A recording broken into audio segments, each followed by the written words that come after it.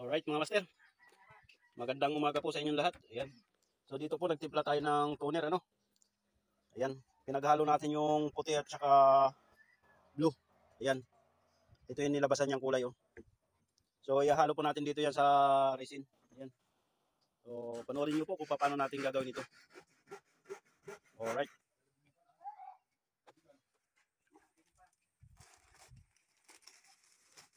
So ito mga master yung stop sag at saka micromix. Ayan. Ayan ang unang titimplahin natin. Tapos toner. Ito maglalagay tayo sa chemical.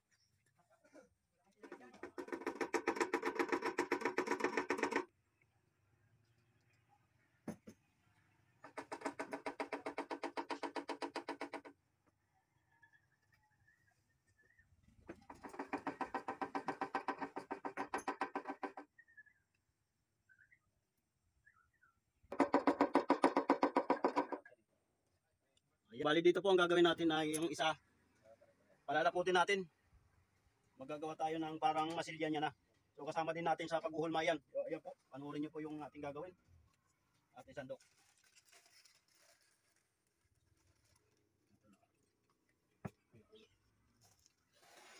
So sa isang lata po ito, lalagay tayo ng tag.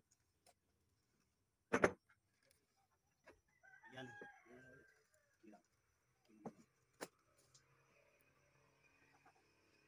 So bali dito po ay 3 takal dito Yung tag. Tapos sa stop sag maglalagay tayo ng 5 takal. Ayan. So haluin muna natin siya ng barina.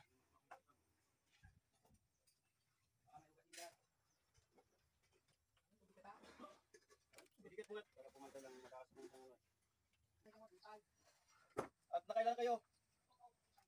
Nakailan? Oh, ay sige ba pumunta ko dyan? Natin siya ng barina ano?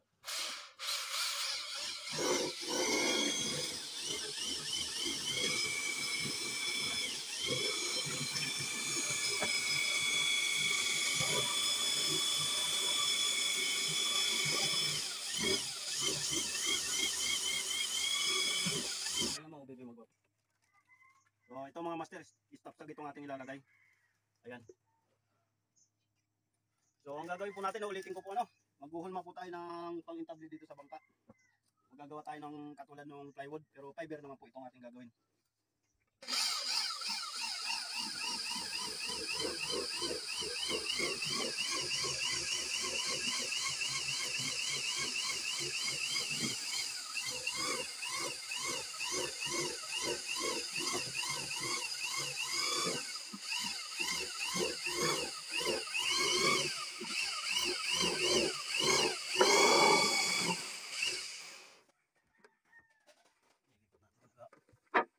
Tingala. Susod yan.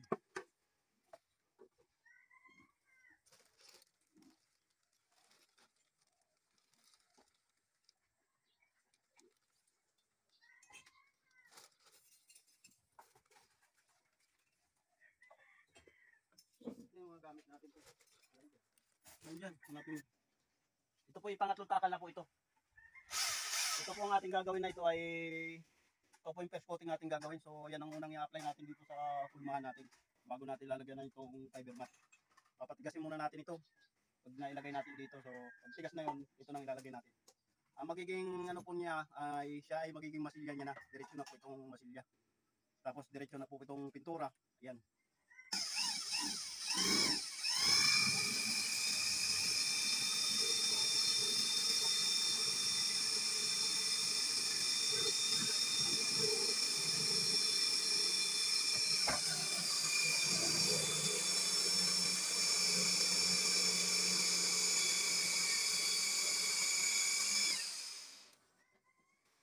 Tatlo na. Nalagay pa tayo ng 2.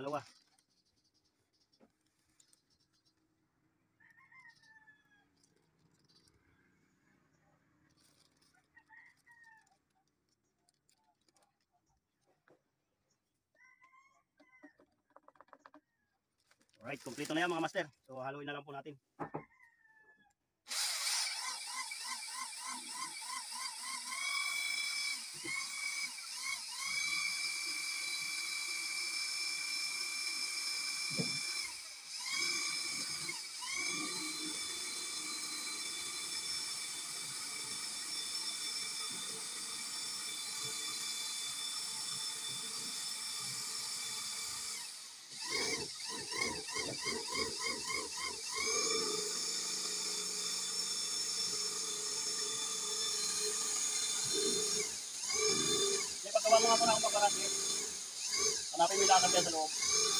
mo parang.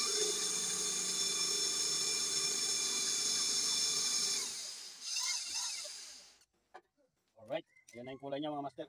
So itong isang lata po ay hindi po natin ito lalagyan ng stop shock at ito po ang gagamitin natin sa paghuhulma. Ayan. Ito yung magbabasa ng ating fiber mat.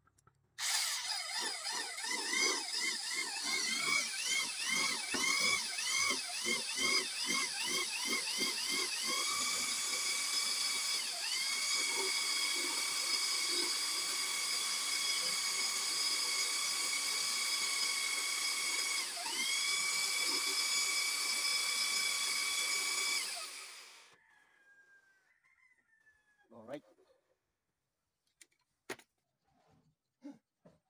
So ang susunod po natin gagawin ay lalagay tayo ng wax sa ating paghuhulman dito sa yero. Ang purpose po naman po nitong wax para hindi siya dumikit sa yero. Alright.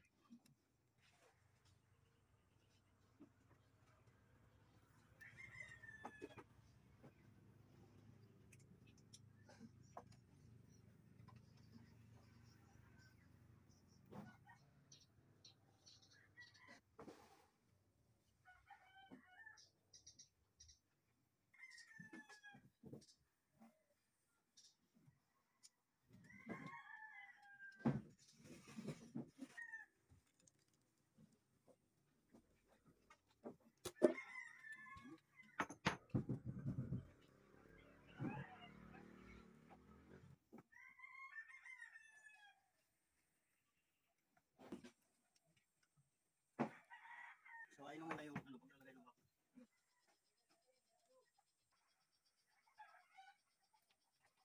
Tagal mo.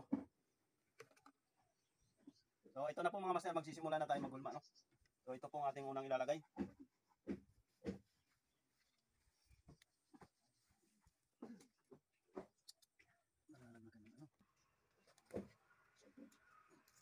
So ito po, ganito po maglagay tayo ng hardener, ano?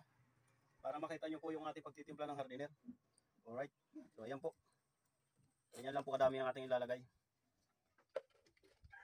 So ito po ay medyo malapot po itong ating chemical, ha. At itong parang masilyan niya na. Ito munang lalagay natin. So haluin lang po natin itong ating nilagyan ng hardener.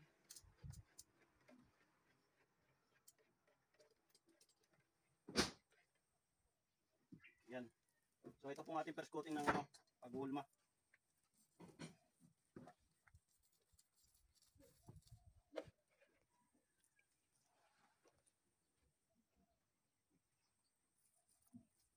Kasi 600 ang lalatag yan.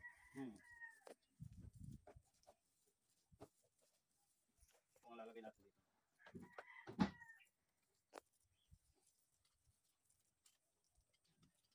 Kasi yung bakal mo. Diyan. Sabi niya.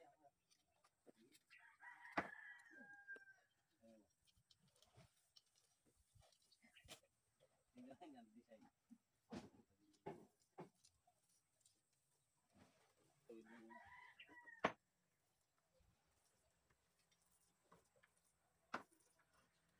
Yan mga master, bali tatlong patong po natin itong gagawin ng ganito.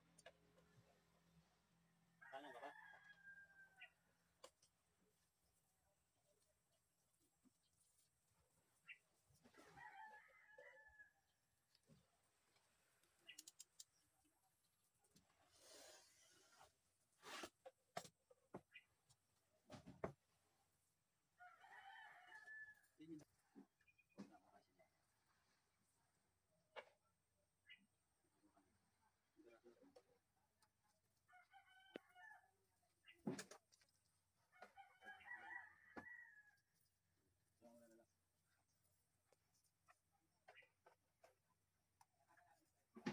Nakuha mo dito yan. Kaya ang bantay. Dito yan. Ito yaya. Pero nakaupo yung nakaupo lang lagi dito. Batang ito, oh, ikaw yung ano? Aski! Gagawa na yun, nakaupo na uli yun. Hanap ng mga sasandalat.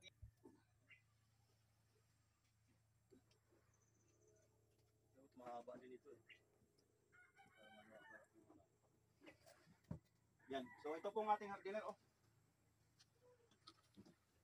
Ayan. Ito pong ating ginagamit hardener.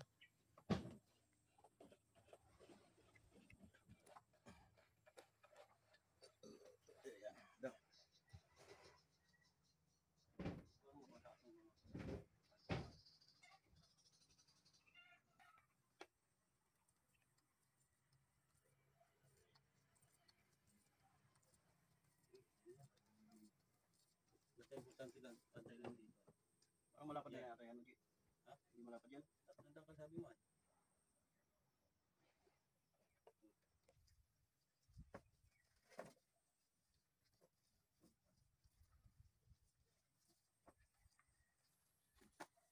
Hindi mo malapad dito.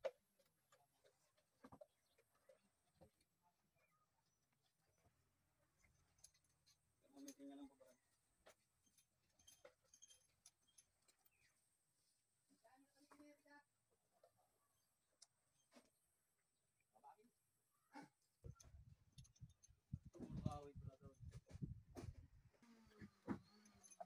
Yan mga master, so pagkatapos natin gumamit ng brush, babad natin sa lacquer thinner para hindi siya tumigas, para magamit pa rin natin.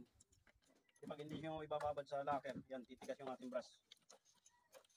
So yan, tigdagan natin ng lacquer yan.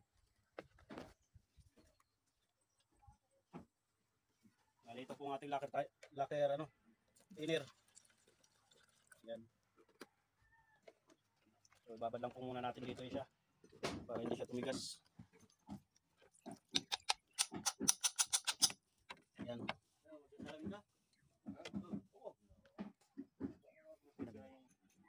So ayan mga master, nalagyan na natin siya ng ating unang first coating natin sa masilya. Diretso masilya na po itong ating ginagawa. Ayan. So ayang ating unang nilatag ay masilya. So patitigasin muna natin siya. Tapos applyan pa natin uli siya ng isang patong pa para makapal na yung masilya niya. Ayan. So yung iba naman po naguhulma rito ng ganito. So bali wala na po siyang ganito. Hindi na sila nagamit ng ganito. So ang ginagawa ko lang po kaya para diretso masilya tapos makinis yung ating gagawin. Kaya nagamit na ako ng ganito. Ayan. So wala pa po nagawa ng ganitong diretso masilya. Ayan. Alright. So makukuha nyo po ito kung paano natin to tinitimpla. Ayan. Panoorin nyo po maigi kung paano magawa ng ganito. Shoutout nga pala sa mga taga Cebu. Ayan, yan ang nag-request sa atin ng kung paano maghulma ng ganito. So ito po, ating papakita sa inyo. Alright. Ayan, may bago tayong import from Laguna ito. Ito ay dating ay militar.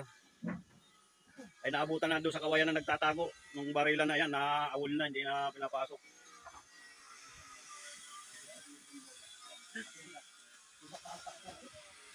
Alright. Ajay, kalahati na yata yan. Yung 300 ang hanapin mo, Jay. Meron yan. Tatlong 300 yung pinakuha ko.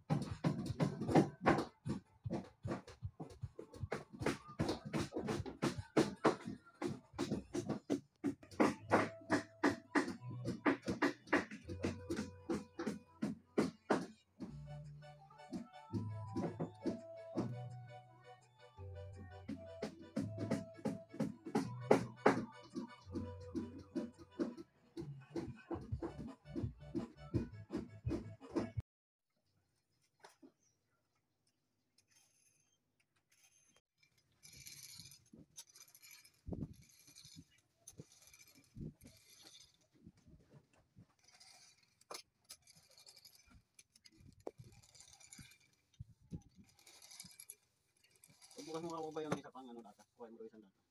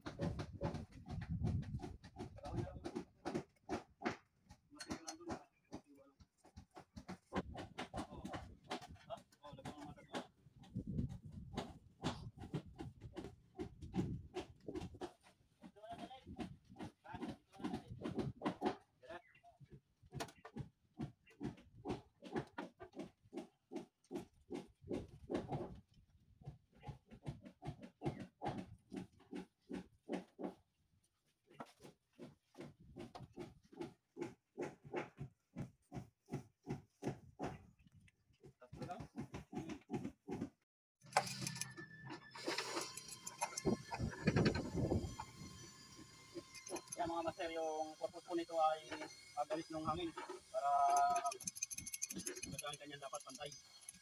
So hindi nyo po napapansin yung mga hangin na bukol-bukol dito po. Wala dito yan. Ayan.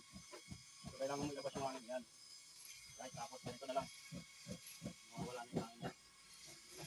Kaya nasisigurado po natin na lumakas na maganda yung ating fiber mat sa ating muna. Yan.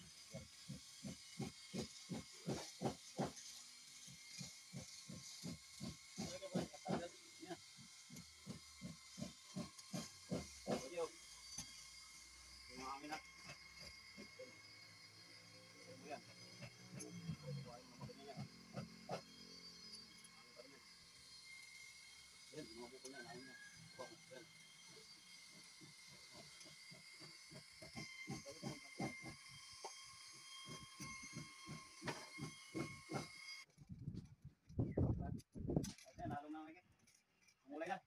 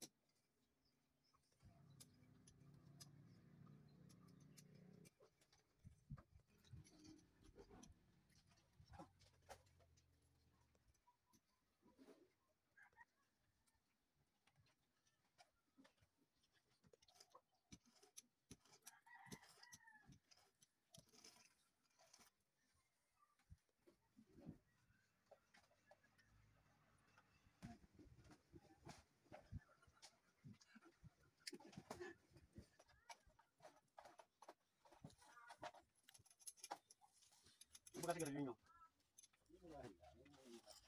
Babalik ko na kayo na sigarilyo. Kasi 10 kayo tinagad kayo.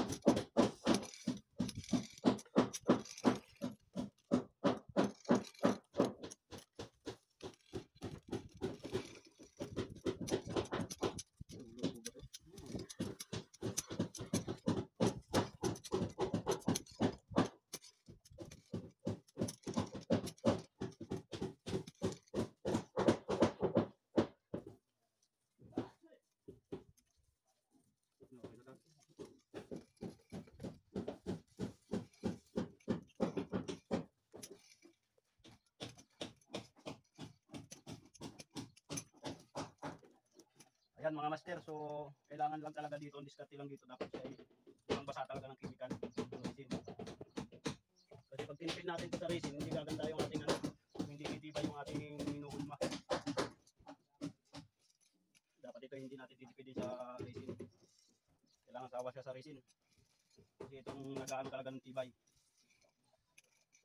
Kailangan hindi siya ano talaga. Kulang yung chemical natin, yung ilalim niya nadadry mat. So hindi nababasa yung ilalim masyado. So kailangan talaga natin siguraduhin natin na basang-basa siya. Lalo kung ganito may kulay, hindi natin kita yung ano, dry mat.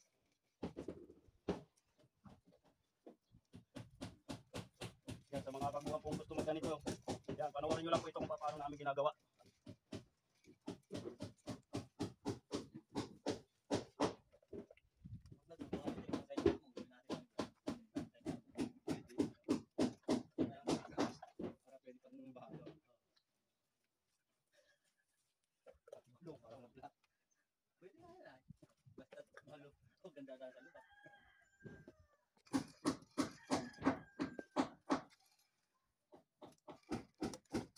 Matabi kayo, muna kapag maigi. Ulit, matabi. Natatapos na yun.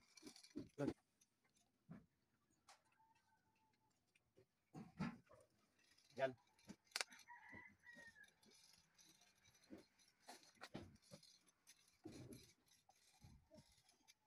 Haluin po natin na mabuti itong ating nilagyan ng hardiness para lahat po ay nalalagay siya.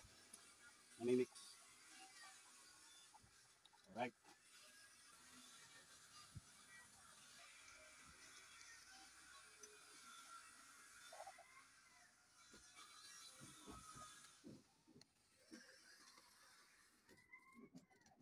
Ito po, kung napapansin nyo ito, dry mat pa ito.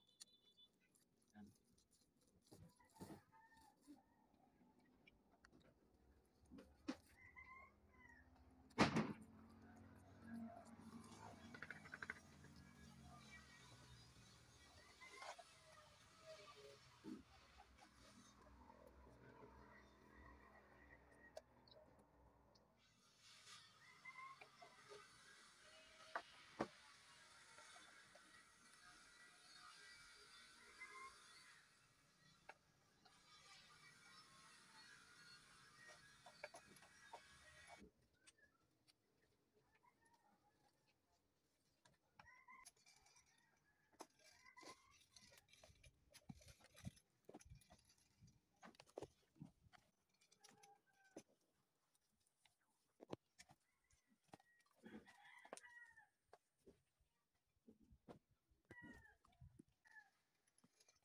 Lata.